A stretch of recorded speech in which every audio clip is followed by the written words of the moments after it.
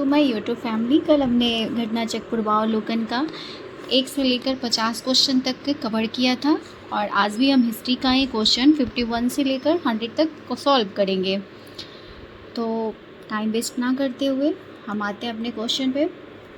Question number 51, वदंतपुर शिक्षा केंद्र निम्न में से किस राज्य में अवस्थित था?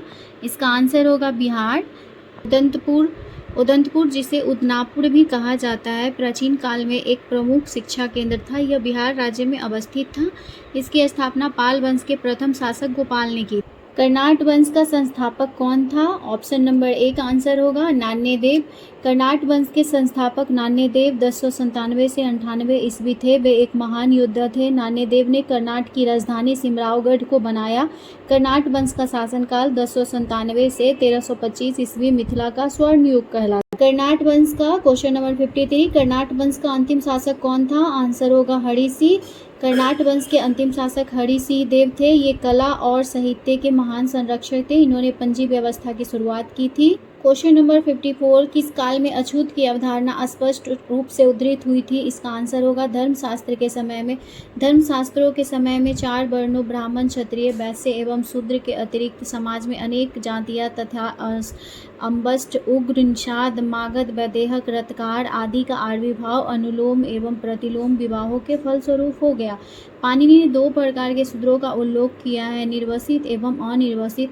इनमें पहले प्रकार के शूद्र ही अस्पृश्य माने जाते थे। क्वेश्चन नंबर 54, कनिष्क के शासनकाल में बौद्ध सभा किस नगर में आयोजित की गई थी? तो इसका आंसर होगा कश्मीर।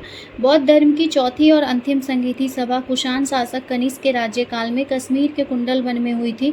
इसकी अध्यक्षता वसुमित्र ने की थी। अश्वघोष इसके उपाध्यक्ष थे। यहाँ बौद्ध ग्रंथों के कठिन अंशों पर सम्यक विचार किया गया और प्रत्येक पिटक पर भाष्य लिखे गए। कनिष्क ने इन्हें ताम पत्रों पर खुदवाकर एक स्तूप में रखवा दिया। त्रिपिटक में लिखे गए इन्हीं भाष्यों को विभाषा शास्त्र कहा जाता है। उल्लेखनीय है कि बौद्ध संगति बुद्ध की मृत्यु के तत्काल बाद राजगिरी में सप्तपर्णी गुफा में हुई। इस समय मगध का शासक अजातशत्रु था। इसकी अध्यक्षता महाकश्यप ने की थी। द्वितीय बौद्ध संगति कालाशोक के शासनकाल में बुद्ध की मृत्यु के लगभग 100 वर्षों के पश्चात वैशाली में हुई थी। इसके अध्यक्ष आचार्य शाबकमीर सर्वकामनी थे। दोस्तों, अगर कहीं मिस्टेक हो जाए तो माफ़ कीजिएगा, इसलिए हम अच्छी तरह से दिखा दे रहे हैं कि आप लोगों को भी पढ़ने में कोई दिक्कत ना हो, क्योंकि काफ़ी पढ़ना होता है, इस वजह से कहीं कहीं मिस्टेक हो जाता है।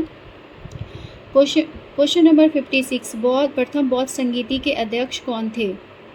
इसका आंसर होगा महाकश्यप। इसका व्याख्या दोस्तों आप यही देख लेंगे 55 वाला। क्वेश्चन नंबर 57, महात्मा बुद्ध के महापरिनिर्वाण के बाद पहली बौद्ध संगीति कहाँ हुई थी? इसका आंसर होगा राजगीर में।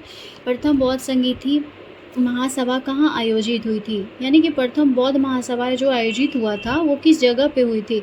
इसका आंसर होगा राजगीर। क्वेश्चन नंबर 59, बुद्ध के जीवन की 4 महत्वपूर्ण घटनाओं और उनसे संबंध 4 स्थानों का नीचे उल्लेख है। यह 2 स्तंभों फर्स्ट एवं सेकेंड में अंकित है। आपको इनका सुमेलन करना है। तो इनका जन्म जो हुआ था गौतम बुद्ध का, वो लुम्बिनी में हुआ था। ज्ञान प्राप्ति बोध गया में हुआ था। प्रथम प्रवचन इन्होंने सारनाथ में दिया था और निधन इनका कुशीनगर में हुआ था। तो इसका आंसर हो जाएगा सी। महात्मा बुद्ध का जन्म 563 ईसा पूर्व में कपिलवस्तु के समीप लुम्बिनी वन में हुआ था। बोध गया में वैशाख पूर्णिमा की रात को उन्हें ज्ञान प्राप्त हुआ था। काशी के ऋषि पत्तनम सारनाथ में उन्होंने प्रथम उपदेश धर्मचक्र प्रवर्तन दिया एवं कुशीनगर में उनका निधन हुआ, जिसे बौद्ध साहित्य में महापरिनिर्वाण कहा गया है। बोध गया में किसे ज्ञान प्राप्ति हुई थी? इसका आंसर होगा गौतम बुद्ध। क्वेश्चन नंबर 61, बोध गया में महाबोधि मंदिर किनके द्वारा बनवाया गया था? इसका आंसर हो जाएगा गौतम बुद्ध को ज्ञान प्राप्त हुआ। अच्छा, मेरी मिस्टेक हो गया है। क्वेश्चन है बोध गया में महाबोधि मंदिर बनाया गया जहाँ, अच्छा ये मंदिर जो है किस जगह पे बनाया गया? तो इसका आंसर हो जाएगा गौतम बुद्ध को जहाँ पे ज्ञान प्राप्ति हुआ था उसी जगह पे मंदिर बनवाया गया है। बोध गया में 6 वर्ष की साधना के पश्चात 35 वर्ष की आयु में महात्मा बुद्ध को वैशाख पूर्णिमा की रात को एक पीपल के वृक्ष के नीचे ज्ञान प्राप्त हुआ। इस स्थल पर मंदिर का निर्माण सम्राट अशोक ने 3री शताब्दी BC में प्रारंभ किया, परंतु इसका वर्तमान स्वरूप 5वीं छठी शताब्दी में निर्मित हुआ। यह मंदिर पूरी तरह ईंटों से निर्मित है। वर्ष 2002 में यूनेस्को द्वारा यह विश्व धरोहर स्थल बना है।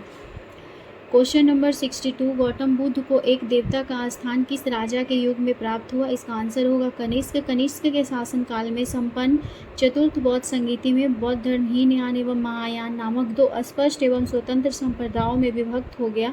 महायान शाखा में बुद्ध को देवता माना गया तथा उनकी पूजा की जाने लगी। इसी के साथ अनेक बोधिसत्वों की भी पूजा आरंभ हुई। क्वेश्चन नंबर 63, ईसा पूर्व छठी सदी में विश्व की प्रथम गणतंत्रात्मक व्यवस्था कहाँ थी? इसका आंसर होगा वैशाली। ईसा पूर्व छठी सदी में विश्व की प्रथम गणतंत्रात्मक व्यवस्था वैशाली में थी। वस्तुतः छठी सदी में जहाँ महाजनपदों में राजतंत्रात्मक शासन व्यवस्था थी, वहीं बज्जी तथा मल नामक दो राज्यों में गणतंत्रात्मक शासन व्यवस्था प्रचलित थी। बज्जी 8 राज्यों का एक संघ था, जिसमें वैशाली के लिच्छवी सर्वाधिक शक्तिशाली थे। क्वेश्चन नंबर 64, 16 महाजनपदों की सूची उपलब्ध है अंगुत्तर निकाय में। बौद्ध ग्रंथ अंगुत्तर निकाय में 16 महाजनपदों की सूची उपलब्ध है। इन्हें 16 महाजनपद कहा गया है। ये है पहला अंग, दूसरा मगध, तीसरा काशी, चौथा कौशल, पांचवा बज्जी, छठा मल, सातवां चेदी, आठवां वत्स, नौवां कुरु, 10वां पंचाल, 11 मत्स्य, 12 सूरसेन, 13 अस्मक, 14 अवंती, 15 गंधार एवं 16 कम्बोज। इन सभी महाजनपदों में एक महाजनपद अस्मक दक्षिण भारत में स्थित था। जबन सब सूत्र में केवल 12 राज्यों के ही नाम मिलते हैं। जैन ग्रंथ भगवती सूत्र में भी 66 महाजनपदों की सूची मिलती है, किंतु वहाँ नाम कुछ भिन्न प्रकार से। नालंदा विश्वविद्यालय किस लिए प्रसिद्ध था? तो यह बौद्ध दर्शन के अध्ययन के लिए विश्व प्रसिद्ध था। उसी के अध्ययन के लिए चीनी यात्री वेनचांग यहाँ आया था। क्वेश्चन नंबर 67, मध्यकालीन भारत में मनसबदारी व्यवस्था क्यों लागू की गई थी? इसका आंसर हो जाएगा सैनिकों की सुगमता से भर्ती हेतु। मनसबदारी व्यवस्था एक विशिष्ट प्रशासनिक व्यवस्था थी, जिसका प्रचलन मुगल शासक अकबर द्वारा किया गया था। मनसब द्वारा 3 बातें निर्धारित होती थी। पहला, पदाधिकारी का वरीयता क्रम, दूसरा वेतनमान, तीसरा सैनिक उत्तरदायित्व। सैनिक उत्तरदायित्व में मनसबदार को अपने मनसब के अनुसार सैनिकों को रखना पड़ता था। इस व्यवस्था से राज्य में सैनिकों के प्रत्यक्ष भर्ती और रखरखाव के उत्तरदायित्व मनसबदारों पर डाल दिया था, जिसके बदले में मनसबदार को नगद या जागीर प्रदान की जाती। क्वेश्चन नंबर 68, नीचे 2 वक्तव्य दिए गए हैं, जिनमें एक कथन ए और दूसरा कथन आर है। दोनों को ध्यानपूर्वक पढ़े। कथन ए, 12वीं शताब्दी के अंत तक नालंदा महाविहार का पतन हो गया। कारण आर, महाविहार को राजकीय प्रश्रय मिलना बंद हो गया था। उपयुक्त दोनों वक्तव्यों के संदर्भ में निम्नलिखित में कौन सही है? इसका आंसर हो जाएगा 2, यानी कि दोनों ए और आर सही है, परंतु आर ए की सही व्याख्या नहीं करता है। तो यहाँ पे जैसे कि 12वीं शताब्दी के अंत तक नालंदा महाविहार का पतन हो गया था, ये क्वेश्चन बिल्कुल सही है।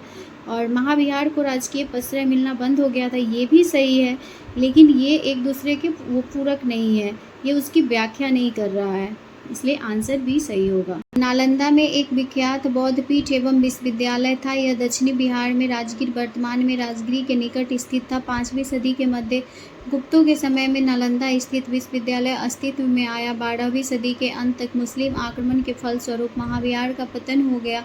बंगाल के पाल शासकों द्वारा विक्रमशिला विश्वविद्यालय को संरक्षण देने के फलस्वरूप नालंदा का महत्व घटने। प्रथम मगध साम्राज्य का उत्कर्ष किस शताब्दी में हुआ था? इसका आंसर होगा ईसा पूर्व 6ठी शताब्दी।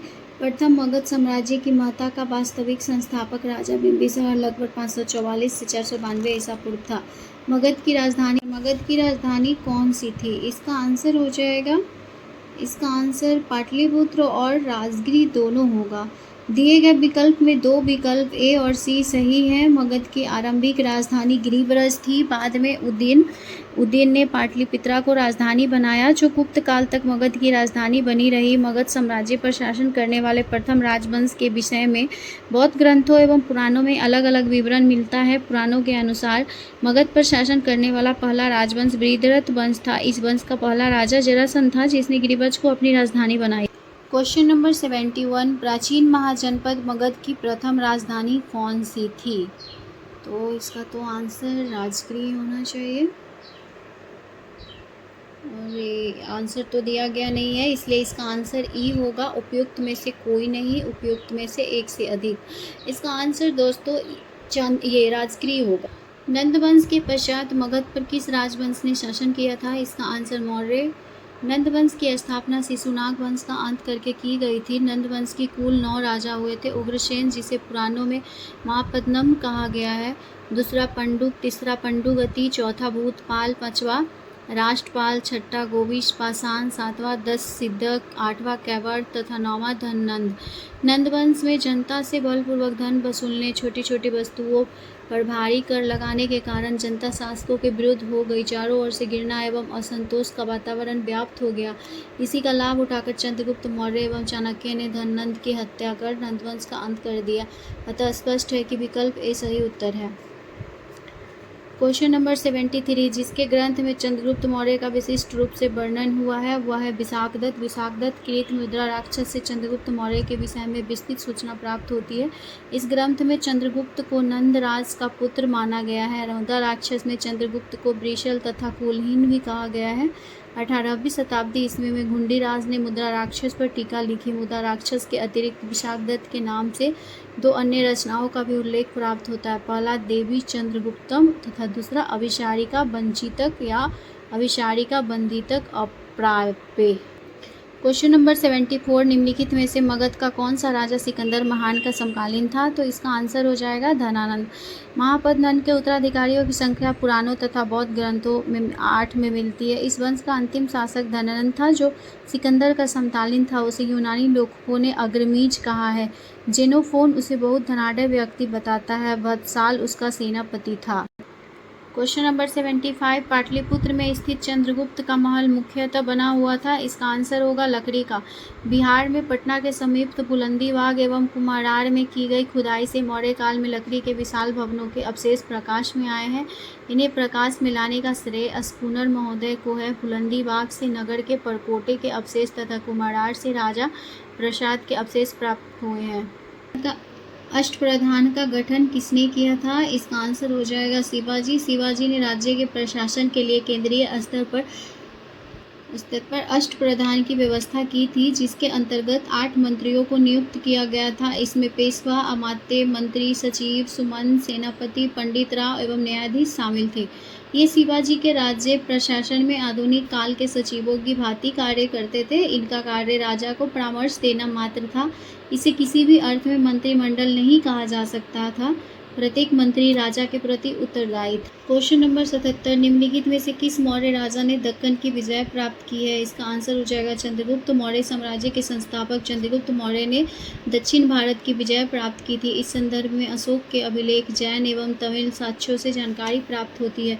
दक्षिण भाग के अनेक स्थलों में अशोक के अभिलेख प्राप्त हुए हैं, किंतु अशोक के एकमात्र कलिंग विजय ही थी। अतः ऐसी स्थिति में दक्षिण में विजय का श्रेय हमें चंद्रगुप्त मौर्य को ही देना पड़ेगा, क्योंकि बिंदुसार की विजय अत्यंत संदिग्ध है एवं इतिहास में उसे एक विजेता के रूप में स्मरण नहीं किया जाता है। जैन एवं तमिल साक्ष्य भी चंद्रगुप्त मौर्य की दक्षिण विजय की ही पुष्टि करते हैं। क्वेश्चन नंबर 78, अभिलेख जिससे यह प्रमाणित होता है कि चंद्रगुप्त का प्रभाव पश्चिम भारत पर था है। इसका आंसर हो जाएगा सी। इसका आंसर सी हो जाएगा, रुद्रदामन का जूनागढ़ अभिलेख। रुद्रदामन के जूनागढ़ अभिलेख से यह ज्ञात होता है कि चंद्रगुप्त मौर्य के सौराष्ट्र स्थित प्रांतीय शासक पुष्यगुप्त ने वहां सुदर्शन झील बनवाई थी, और बाद में अशोक के यूनानी गवर्नर तुसाप ने इस जलाशय के साथ बहुत सी नहरें बनवाई। इस प्रांत को अनर्त तथा सुराष्ट्र कहा गया। इससे पश्चिम भारत पर चंद्रगुप्त के आधिपत्य का प्रमाण मिलता है। क्वेश्चन नंबर 79, निम्न में से कौन सा क्षेत्र अशोक के साम्राज्य में सम्मिलित नहीं था? इसका आंसर हो जाएगा श्रीलंका। श्रीलंका अशोक के साम्राज्य में सम्मिलित नहीं था। द्वितीय शिलालेख से स्पष्ट होता है कि भारत में अशोक का अधिकार चोल, पांड्य, सतियपुत्र, केरलपुत्र एवं ताम्रपर्णी श्रीलंका को छोड़कर सर्वत्र था, क्योंकि इन राज्यों को प्रत्यंतर या सीमावर्ती राज्य कहा गया है। क्वेश्चन नंबर 80, अशोक के शासनकाल में बौद्ध सभा किस नगर में आयोजित की गई थी? इसका आंसर हो जाएगा पाटलिपुत्रा। सियाली अनुश्रुतीय दीपवंश और महावंश के अनुसार अशोक के राज्यकाल में पाटलिपुत्रा में मेघलीपुत्र तीस की अध्यक्षता में तृतीय बौद्ध संगीति का आयोजन हुआ। क्वेश्चन नंबर 81, अशोक के शिलालेख में प्रयुक्त भाषा है। आंसर हो जाएगा प्राकृत। अशोक का इतिहास हमें मुख्यतः उसके अभिलेखों से ही ज्ञात होता है। इसके अभिलेख का विभाजन तीन वर्गों में किया जा सकता है। पहला शिलालेख, दूसरा स्तंभ लेख, तीसरा गुहा लेख शिलालेख।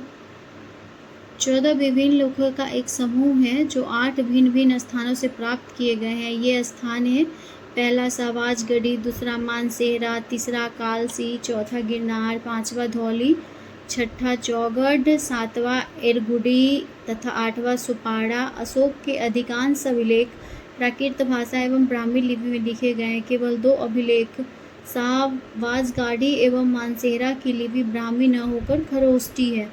तक्षशिला से अरामेइक लिपि में लिखा गया एक भग्न अभिलेख है। दोस्तों, हमें इसका ध्यान रखना होगा।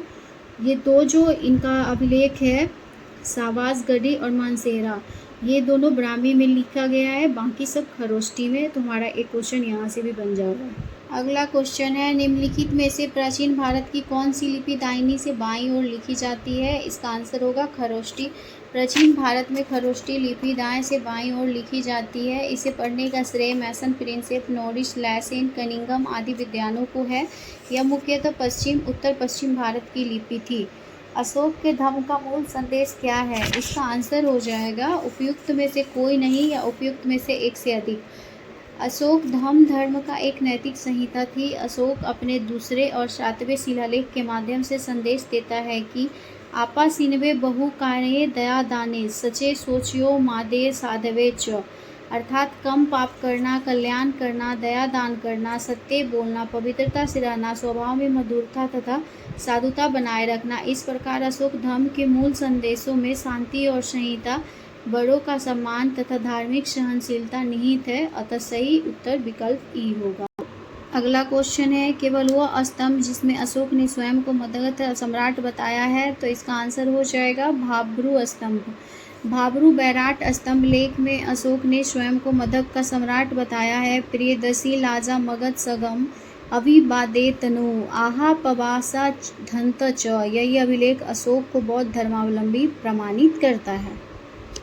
क्वेश्चन नंबर 85, अपने शिलालेखों में अशोक सामान्यतः किस नाम से जाने जाते हैं? तो इसका आंसर हो जाएगा Priyadarshi. Option number B, Priyadarshi. Ashoka के अभिलेख में सर्वत्र उसे देवनाम प्रिय या देवनाम प्रियदर्शी, देवताओं का प्रिय अथवा देखने में सुंदर देवनाम प्रियदर्शी तथा राजा आदि की उपाधियों से संबोधित किया गया है। पुराणों में उसे अशोक वर्धन भी कहा गया है। कौटिल्य के अर्थशास्त्र में किस पहलू पर प्रकाश डाला गया है? तो इसका आंसर हो जाएगा राजनीतिक नीतियाँ। कौटिल्य के अर्थशास्त्र द्वारा चंद्रगुप्त मौर्य के शासनकाल की बहुत सी बातों का ज्ञान प्राप्त होता है। यह वस्तुतः ऐतिहासिक ग्रंथ नहीं है, अपितु राजनीति शास्त्र का एक अद्वितीय ग्रंथ है। इसकी तुलना मैकियावेली के प्रिंस से की जाती है। क्वेश्चन नंबर 87, कौटिल्य की पुस्तक अर्थशास्त्र किस विषय पर आधारित है? तो इसका आंसर हो जाएगा उपयुक्त में से कोई नहीं है, उपयुक्त में से एक से अधिक। कौटिल्य चाणक्य द्वारा मौर्य काल में रचित अर्थशास्त्र शासन के सिद्धांतों और अभ्यास की पुस्तक है। इसमें राज्य के लिए मंडल सिद्धांत है जो विदेश नीति की व्याख्या करता है। इसके अलावा इसमें सप्तांश सिद्धांत, राजा, अमात्य, जनपद, दुर्ग, कोष, दंड एवं मित्र की सर्वप्रथम व्याख्या मिलती है। अर्थशास्त्र में तत्कालीन प्रशासन एवं कृषि, शिल्प एवं व्यापार व्यवस्था की भी विस्तृत जानकारी प्राप्त। क्वेश्चन नंबर 88, मेगास्थनीज ने भारतीय समाज की कितनी श्रेणियों में विभाजित किया है? मेगास्थनीज ने भारतीय समाज को 7 श्रेणियों में विभाजित किया है। मेगास्थनीज ने अपनी पुस्तक इंडिका में भारतीय समाज को 7 श्रेणियों में विभाजित किया है। पहला दार्शनिक, दूसरा कृषक, तीसरा पशुपालक, चौथा कारीगर, पांचवा योद्धा, छठा निरीक्षक एवं 7वां सभासद। मेगास्थनीज भारतीय समाज में दास प्रथा के प्रचलित होने का उल्लेख नहीं करता। मौर्य काल में कोई भी व्यक्ति न तो अपनी जाति से बाल विवाह कर सकता था, न ही उससे भिन्न पेशा ही अपना सकता। मौर्य समाज का 7 वर्गों में विभाजन का विशेष रूप से उल्लेख किया गया है। इसका आंसर होगा मेगास्थनीज की पुस्तक Indica. Periplus of the Erythraean Sea किसने लिखी है? इस पुस्तक के लेखक Periplus of the Erythraean Sea. इसमें ऑप्शन में आंसर नहीं दिया गया है, इसलिए इसका आंसर हो जाएगा उपयुक्त में से कोई नहीं या उपयुक्त में से अधिक। चलिए हम इसका विस्तार से देख लेते हैं। पेरिप्लस ऑफ द इरिथ्रियन सी एक Greco Roman Periplus manuscript document है। यह रोमन मिस्र के बंदरगाहों से नेविगेशन और व्यापार के अवसरों का वर्णन करता है। इसे लगभग 60 ईस्वी में अलेक्जेंड्रिया के एक अनाम नाविक ने लिखा। इसे भारत से आयात तथा निर्यात की जाने वाली वस्तुओं का भी उल्लेख किया गया है। वह स्रोत जिसमें पाटलिपुत्र के प्रशासन का वर्णन उपलब्ध है, उसका आंसर है इंडिका। पाटलिपुत्र नगर का प्रशासन मेगास्थनीज के इंडिका से प्राप्त होता है। मेगास्थनीज ने पाटलिपुत्रा के नगर परिषद की 5-5 सदस्यों वाली 6 समितियों का उल्लेख किया है। वह नगर के पदाधिकारियों को एस्टिनोमाई कहता है। पाटलिपुत्र को किस शासक ने सर्वप्रथम अपनी राजधानी बनाई? तो इसका आंसर हो जाएगा चंद्रगुप्त मौर्य। वस्तुतः पाटलिपुत्र की स्थापना गंगा एवं सोम नदी के संगम पर हर्षवंशी शासक उदयन ने की थी एवं अपनी राजधानी राजगिरी से पाटलिपुत्र स्थानांतरित की थी, किंतु विकल्प में उदयन नहीं है, अतः चंद्रगुप्त मौर्य सही आंसर होगा। क्वेश्चन नंबर 93, इनमें से किसने सर्वप्रथम व्यापक पैमाने पर स्वर्ण मुद्रा का प्रचलन किया? तो इसका आंसर हो जाएगा बीमा कदफिसेज। कुषाण शासकों द्वारा व्यापक पैमानों पर स्वर्ण मुद्रा का प्रचलन प्रारंभ करना भारतीय उपमहाद्वीप में उनका सबसे महत्वपूर्ण योगदान था। कुषाण शासक बीमा कदफिसेज को स्वर्ण मुद्राओं के प्रचलन का श्रेय प्राप्त है। कला की गंधार शैली निम्न समय में फली फूली, तो इसका आंसर हो जाएगा कुषाणों के समय में। कुषाण शासक कनिष्क के शासनकाल के क्षेत्र में 2 स्वतंत्र शैलियों का विकास हुआ, पहला गंधार शैली और दूसरा मथुरा शैली। इन दोनों को कनिष्क की ओर से पर्याप्त प्रोत्साहन दिया गया। गंधार कला यूनानी कला से प्रभावित थी। क्वेश्चन नंबर 95, इनमें से किस शासक ने चतुर्थ बौद्ध संगीति कश्मीर में आयोजित की थी? तो इसका आंसर हो जाएगा सी कनिष्क। बौद्ध धर्म की चतुर्थ संगीति कुषाण शासक कनिष्क के राज्यकाल में कश्मीर के कुंडल वन में हुई थी। इसका अध्यक्षता वसुमित्र ने की थी तथा अश्व घोष इसके उपाध्यक्ष बने।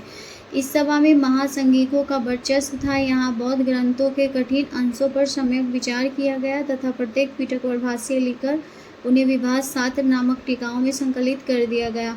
उसी समय बौद्ध धर्म हीनयान एवं महायान नामक 2 स्पष्ट संप्रदायों में विभक्त हो गया। शुंग वंश के बाद किस वंश ने भारत पर राज किया? इसका आंसर हो जाएगा कन्नब।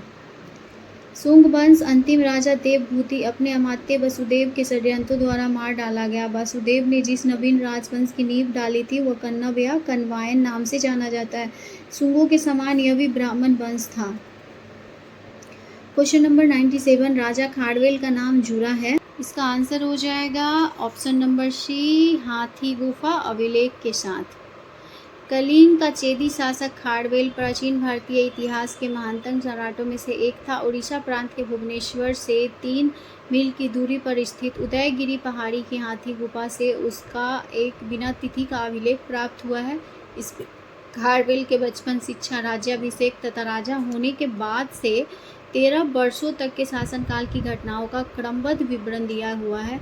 यह अभिलेख खारवेल का इतिहास जानने का एकमात्र स्रोत। क्वेश्चन नंबर 98, किस गुप्त शासक ने अपने बड़े भाई की हत्या कर सत्या पर विराजमान हुआ था? इसका आंसर हो जाएगा चंद्रगुप्त द्वितीय। समुद्रगुप्त के पश्चात उसका बेटा रामगुप्त शासक बनता, लेकिन शकों के आक्रमण का सक्षम विरोध न करने के कारण उसके भाई चंद्रगुप्त द्वितीय ने रामगुप्त की हत्या कर उसकी पत्नी ध्रुव देवी से विवाह रचाकर शकों के विरुद्ध विजय प्राप्त कर ली। क्वेश्चन नंबर 99, नगरों का क्रमिक पतन किस काल में एक महत्वपूर्ण विशेषता थी? इसका आंसर हो जाएगा गुप्त काल। गुप्त काल में नगर क्रमिक पतन की ओर अक्सर हुए। संकीर्ण गंगा घाटी में जो शहर पहले अत्यंत समृद्ध अवस्था में थे, उनमें से अधिकांश को गुप्त युग में या तो त्याग दिया गया या वहां के आवासन में पर्याप्त विघटन हुआ। पाटलिपुत्र जैसा महत्वपूर्ण नगर वेनसांग के आगमन तक गांव बन गया। मथुरा जैसा महत्वपूर्ण नगर एवं कुम्हरार, सोनपुर, सोगौड़ा और उत्तर प्रदेश में गंगा घाटी के अनेक महत्वपूर्ण केंद्रभास के ही प्रमाण प्रस्तुत करते हैं। क्वेश्चन नंबर 100 और आखिरी, निम्नलिखित में से कौन सा बंदरगाह गुप्त काल में उत्तर भारतीय व्यापार के लिए उपयोग किया जाता था? तो इसका आंसर हो जाएगा उपयुक्त में से कोई नहीं या उपयुक्त में से एक से अधिक। हम इसका विस्तार से देख लेते हैं। इसका आंसर हो जाएगा गुप्त काल में बंगाल में ताम्रलिप्ति एक प्रमुख बंदरगाह था, जहां से उत्तर भारत के साथ दक्षिण पूर्व एशिया, चीन, लंका, जावा, सुमात्रा आदि देशों के साथ व्यापार होता था। पश्चिमी भारत का प्रमुख बंदरगाह मृगकुच भड़ौच था, जहां से पश्चिमी देशों के साथ समुद्री व्यापार होता था। इसके अलावा कल्याण तथा कैम्बे से भी उत्तर भारतीय व्यापार प्राप्त होता था। तो आज का सेशन हमारा यहीं तक रहेगा। कल हम फिर 101 से लेकर 50 तक के क्वेश्चन को सब कवर करेंगे। और आप हमारा वीडियो अगर अच्छा लगता है तो लाइक, शेयर एंड सब्सक्राइब करें। और आप हमें कमेंट करके बताएं तो हम करेंट क्वेश्चन, लूसेंट, जो भी इम्पोर्टेंट है सारे वीडियो में लेकर आऊँगी यूपीएससी के लिए। तो धन्यवाद।